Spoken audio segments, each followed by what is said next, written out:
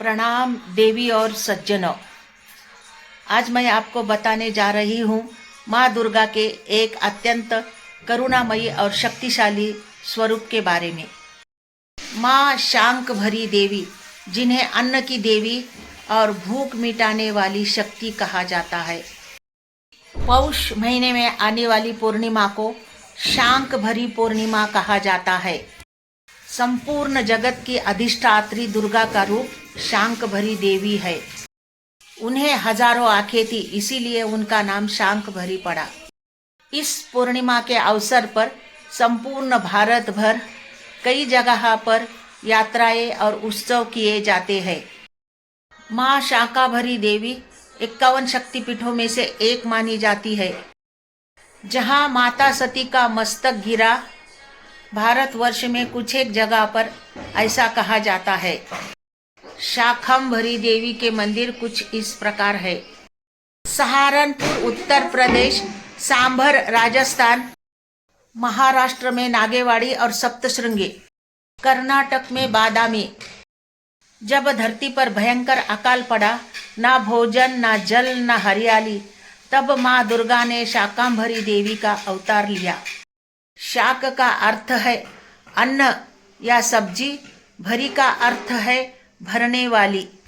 जो धरती को अन्न से भर दे वही शाकांभरी। बृहस्पति फल और अनाज की देवी, जिन्हें आदि शक्ति जगदम्बा का अवतार माना जाता है। उन्होंने दुर्गमासुर नामक राक्षस द्वारा पृथ्वी को अन्न से वंचित करने पर प्रकट होकर ऋषि मुनियों और जगत को अन्न प्रदान किया, इसीलिए उन्हें शाकांभरी कहा जाता है।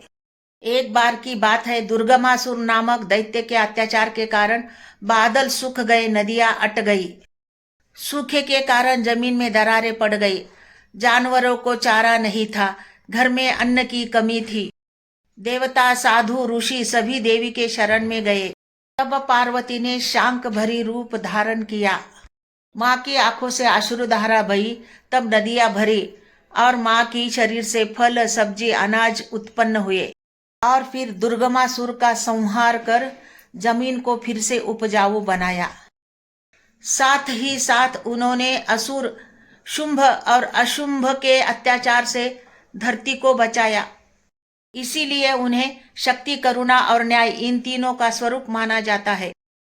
इसी कारण माँ को अन्नपूर्णा, शाकांभरी और जगदम्बा कहा जाता है। ऐसी भी एक मान्यता है कि महाराष्ट्र की सप्तशृंगी निवासिनी देवी सह्याद्री के 7 पहाड़ों के गोद में बसी हुई है। और वो पहाड़ मधु, कैठव, चंड, शुंभ, निशुंभ और महिषासुर है। राक्षसों का विनाश कर माँ भगवती ने सृष्टि के सभी चराचरों को अभय वरदान प्रदान किया। इन 7 राक्षसों का अस्तित्व पृथ्वी के हर मनुष्य के अंदर होता है। इसमें क्रोध, लोभ, मोह, मद, मत्सर और अहंकार शामिल है।